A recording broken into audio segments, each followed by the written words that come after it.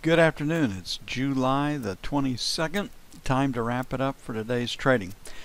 We came in this morning seeing resistance at 5 to 10. We wanted to get short to see if we could get stops below 2100. We saw we had support at 95 to 2100. We thought we could buy it up cheap. Market went straight up off the opening after selling all night long. The trades that set up, if you'd followed the software, winner, winner, winner. There was no trade on that B. Could have been a loser. Retest failure, probably a scratch. Retest failure, winner. Small winner, scratch, retest failure, small winner. So if you just blindly come in and just pay attention to what the market's doing, the software will alert you to conditions when you should be thinking about taking a trade. Too strong an opinion can keep you out of some of these. Now, usually the best way with the best traders that strong opinions work is they won't go long or they won't go short if the market's doing opposite what they think it should do. And over time that serves them well. So this morning our calls on the E-mini, we missed it by a nickel. Resistance was 2110 to 15. Support was 2100, 2105. Okay, what for tomorrow? Okay, we have news tomorrow. Jobless claims, Chicago's Fed's National Activity Index, LAI, that nobody pays any attention to, so the news focus will be something that comes out of China or the EU, Greece overnight, or jobless claims. Okay, here we are. Possibly, if we finish and close it weak today, a sell. It's hard to say where it's going to be right now. The attractor is 95. That high volume number right there. 25 is held. The breakout came on this chart in the 75-78 area, so the attractor is 95, and I think we're pointed to that. Might make it tomorrow on the F2 screen. Looking at a B, so it's in agreement. We're looking for a place to sell it, so 9 to 11, sell 1. 14, 16, sell 2. On the buy side, we have support down here at 2100, so 21, 2102, buy 1. 95, 97, buy 2.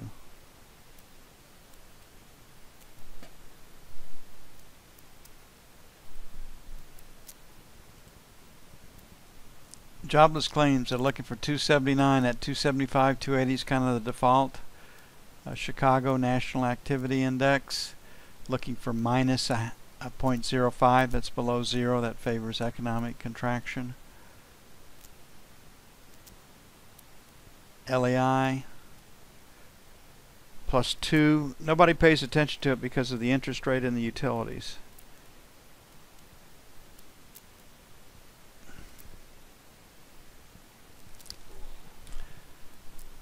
So that's where the news is tomorrow.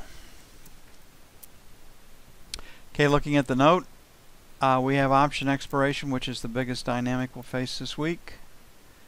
The market is higher today. This F1 screen says look for a place to buy it. I think there's pretty good resistance at 26.16, so I still kind of like the sell into 16 because of option expiration. We'll see where the option play was today. See if they raise it up to 126, even 127. If that's the case, we'll still be looking for a place to sell it over 26.16. Volume, we're looking at a P.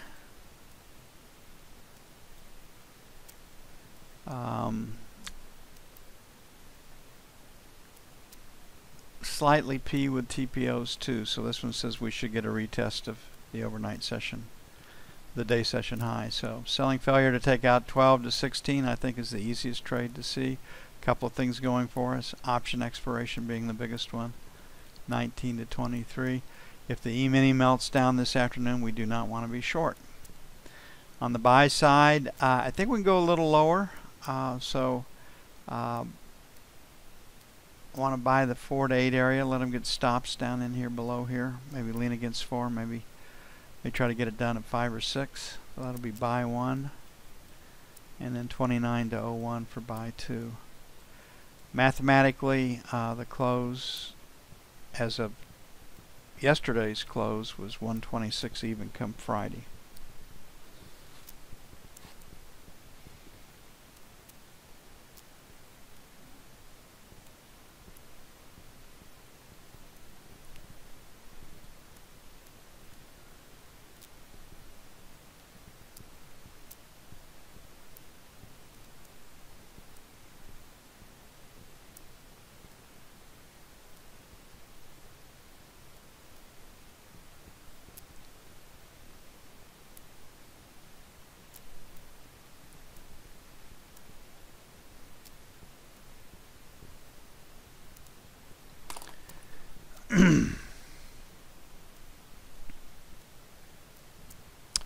Okay, looking at the 30-year.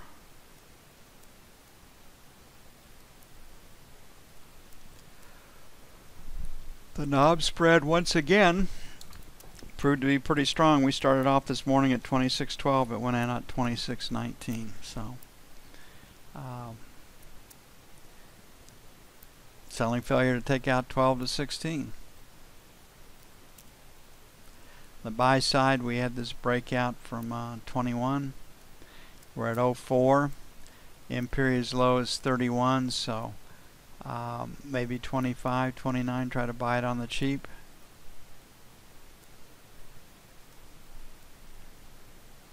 And then 17 to 13 for buy 2. The option open interest said 52.16 as of this morning was where this market should close come Friday.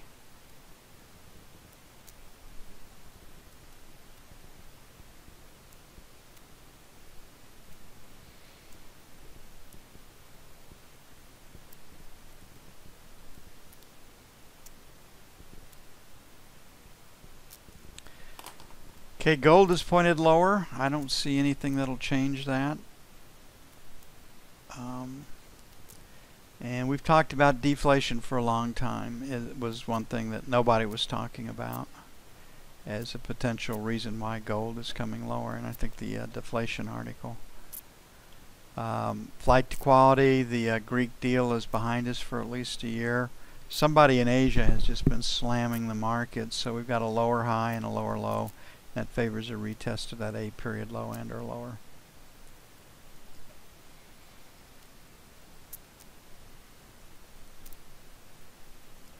Did that again today. There we go.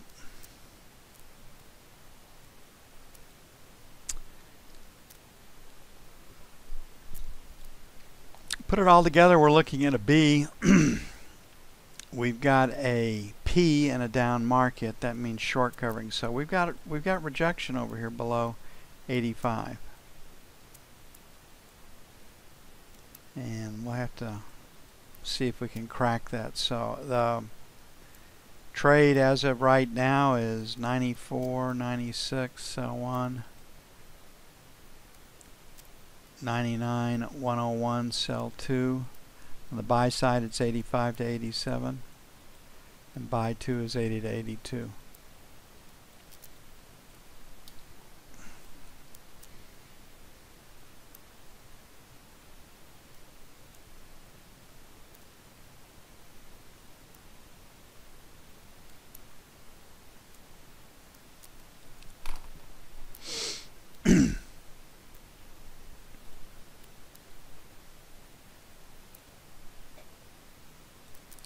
Crude oil. Headlines are full with the price of crude oil. Futures breaking 50. Cash broke 50 1 or 2 days ago. WTI. So we are pointed lower. That's how volume attracts. Most people think with the return of Iranian oil that we're dealing with, a retest of the 45 area right now. Houston's a little more pessimistic than that. We read all sorts of things. That Forbes article that I put up about what the production costs were. One producer in the Bakken showed that $28 was his break even. So we don't know for sure, but we know that the marginal production in the tight shale is $75 a barrel or more to break even. Bakken's always been kind of in that $45 per barrel. The Clay Travis in Texas was 45 to 55. Don't know exactly what it is, but looks like right now the economic oil produced outside of the Middle East is in the $40 to $50 range. Reg, what does it cost to produce Canadian tar sands? I would imagine that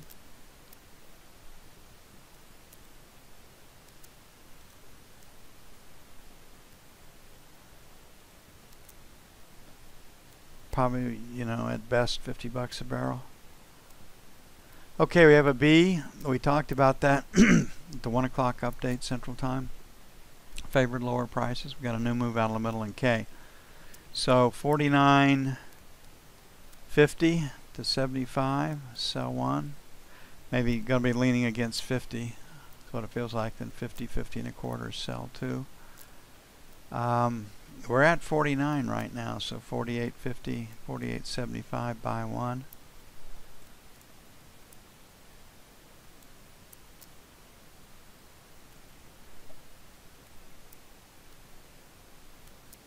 Well, those startup costs do count, Reg, as you well know.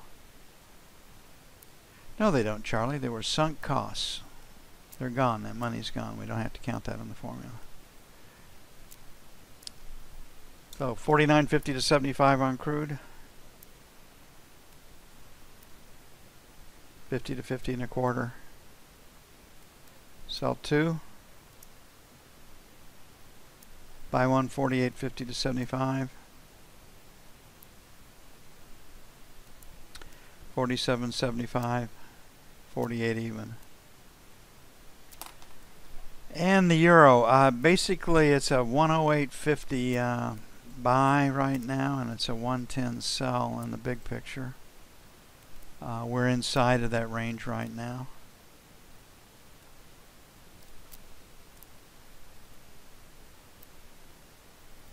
So we got a higher low and an equal top. So we got a seller 109.75, 110. We're in a trading range. We're definitely looking at B's. The better trade is to find a place to get short.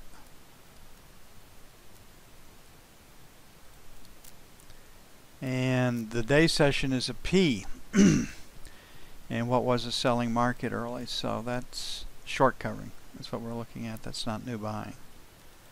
So 109.25, sell one.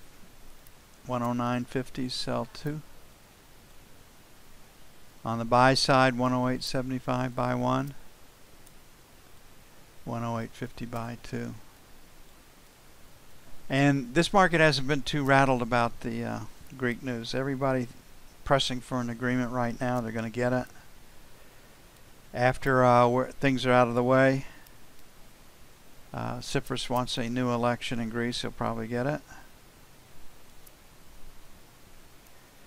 If they're voted out at that point in time, we'll get a new government that has to deal with the new reality of Greek higher taxes and austerity programs. Greece needs some austerity programs. There's no doubt about that. And they're mad because they can't maintain or go on as they have been. And you would be too. That's it for July the 22nd, 2015. I'll see you bright and early morning, 6:45, give or take, Central Daylight Time. You all have a great evening. I'm out of here.